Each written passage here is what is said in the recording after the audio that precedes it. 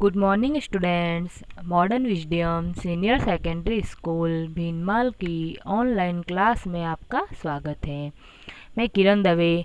हम पढ़ रहे थे 6th क्लास की हिंदी विषय, और हिंदी विषय में हमारा 3rd चैप्टर चल रहा था जिसका नाम है नादान दोस्त। तो ये हमने आधा चैप्टर तो ये पढ़ लिया था और आधा चैप्टर हम आज पढ़ेंगे। हमने इसके आधे शब्दार्थ भी कर दिए थे। ये का एक कहानी है नादान दोस्त, जिन्होंने प्रेमचंद जी ने लिखी है। इसके लेखक है प्रेमचंद जी। तो मैंने आपको बताया था प्रेमचंद जी के बारे में कि वह हिंदी साहित्य के शिखर पुरुष माने जाते हैं। उन्होंने बहुत से उपन्यास, कहानी, निबंध बहुत से उन्होंने लिखे हैं। उनमें से इनकी एक कहानी है नादान दोस्त। नादान यानी ना समझ होना, यानी ना समझ, यानी जैसे केशव और श्यामा।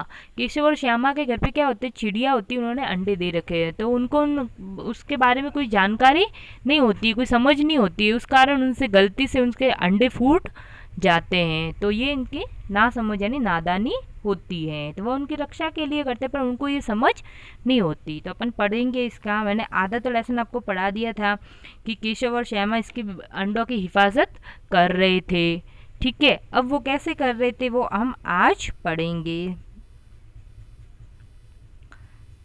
ये सेकंड भाग अपन पढ़ते हैं। गर्मी के दिन थे, बाबूजी दफ्तर गए हुए थे। अम्मा दोनों बच्चों को कमरे में सुलाकर खुद सो गई थी, लेकिन बच्चों की आंखों में आज नींद कहाँ, यानी बच्चा यानी केशव और श्यामा की आंखों में आज नींद नहीं थी। अम्मा जी को बहलाने के लिए दोनों दम रोके आंखें बंद किए मौके का इंतज़ार कर रहे थे। ज्यों ही मालूम हुआ कि अम्मा जी अच्छी तरह से सो गई है तो दोनों चुपके से उठे और बहुत ही धीरे से दरवाजे की सिटकनी खोलकर बाहर निकल आए। अंडों की हिफाजत की तैयारियां होने लगी। केशव कमरे से एक स्टूल उठा लाया, लेकिन जब से उससे काम न चला तो नहाने की चौकी लाकर स्टूल के नीचे रखी और डरते डरते स्टूल पर चढ़ा। श्यामा दोनों हाथों से स्टूल पकड़े हुए थी। स्टूल चारों टांगे बराबर न होने के कारण जिस तरफ ज़्यादा दबाव पाता, ये देखो नहाने की चौकी जहाँ पे बैठ कर नहाते हैं उसके ऊपर टेबल रखा है। तो इस स्टूल का एक भाग था जो वो ये मतलब सही नहीं था, तो वो जिस पर तरफ ज़्यादा दबाव होता उस तरफ से वो हिल जाता था और तकलीफ होती थी, केशव को तकलीफ होती थी। तो उस वक्त केशव को कितनी तकलीफ उठानी पड़ती थी यह उसी का दिल जानता था। अब वो उनको बच्चों की हिफाजत भी करनी है, ऊपर भी चढ़ना है, तो उसको उससे बहुत ही तकलीफ हो रही थी। दोनों ने से कॉर्निश पकड़ लेता और श्यामा को दबी आवाज से डांटता, अच्छी तरह से पकड़, वरना उतरकर बहुत मारूंगा। मगर बेचारी श्यामा का दिल तो ऊपर कॉर्निश पर था। बार बार उसका ध्यान उधर चला जाता था, हाथ ढीले पड़ जाते। केशव ने ज्यों ही कॉर्निश पर हाथ रखा यानी छज्जे पर हाथ रखा तो दोनों चिड़िया उड़ गई, यानी दोनों चिड़िया जो दो चिड़िया बैठी थी उस कॉर्निश पर वो उड़ गई। केशव ने देखा कॉर्निश पर थोड़े तिनके बिछे हुए हैं, यानी कुछ तिनके बिछे हुए हैं। जब चिड़िया घोंसला बनाती है तो वो तिनकों से बनाती है, और उन पर 3 अंडे पड़े थे। कितने अंडे पड़े थे? 3 अंडे पड़े थे। जैसे घोंसले उसने पेड़ों पर देखे थे वैसा कोई घोंसला नहीं था। उनको घोंसला देखने की जिज्ञासा थी, तो उन्होंने देखा कि पेड़ों पे कोई घोंसला होगा, वैसा कोई घोंसला नहीं था, सिर्फ तिनके बिछे हुए थे और उस पे 3 अंडे पड़े थे। श्यामा ने नीचे से पूछा कि बच्चे हैं भैया? केशव, 3 अंडे हैं, अभी बच्चे नहीं निकले। श्यामा, जरा हमें दिखा दो भैया कितने बड़े हैं। केशव, दिखा दूंगा, पहले जरा चितड़े ले आ, नीचे बिछा दूं। बेचारे अंडे तिनकों पर पड़े हैं। अब उनको तो कुछ पता तो था नहीं कि तिनकों पर ही अंडे रहते हैं, तो उन्होंने क्या किया, वो मतलब कपड़े, एक श्यामा को बोला कपड़ा लेके आ, मैं कपड़ा नीचे रखता हूँ और उसके ऊपर तिनके बिछा के फिर अंडे रख दूंगा। तो श्यामा दौड़कर अपनी पुरानी धोती फाड़कर एक टुकड़ा लाई। केशव ने झुककर कपड़ा ले लिया, उसकी कई तह करके उसे एक गद्दी बनाई, यानी उसकी कोई तह करके एक गद्दी बना दी, कपड़े की गद्दी बनाई, और उसके तिनकों पर बिछाकर तीनों अंडे धीरे से उस पर रख दिए। अब धीरे से पकड़ के तीनों अंडे रख दिए। श्यामा ने फिर कहा, हमको भी दिखा दो भैया। केशव, दिखा दूंगा, पहले जरा वह टोकरी तो दे दो, ऊपर छाया कर दो। एक अब टोकरी दे दो मेरे को, तो उसमें मैं छाया कर दूँ। एक वो टोकरी लेके आई थी जिसपे उसने कुछ रखा था। श्यामा ने टोकरी नीचे से थमा दी और बोली, अब तुम उतर आओ, मैं भी तो देखूं। केशव ने टोकरी को एक टहनी से टिका कर कहा, जा दाना और पानी की प्याली ले आ, मैं उतर जाऊं तो तुझे दिखा दूंगा।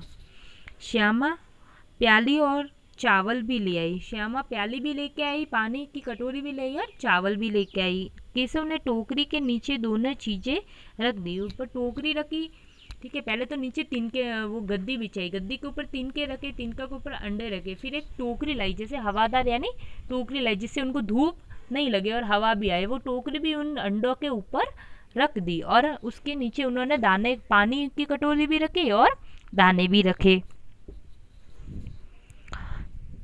केशव ने टोकरी के नीचे दोनों चीजें रख दी और आहिस्ता से उतर गया, यानी आहिस्ता से यानी आराम से, धीरे से नीचे उतर गया।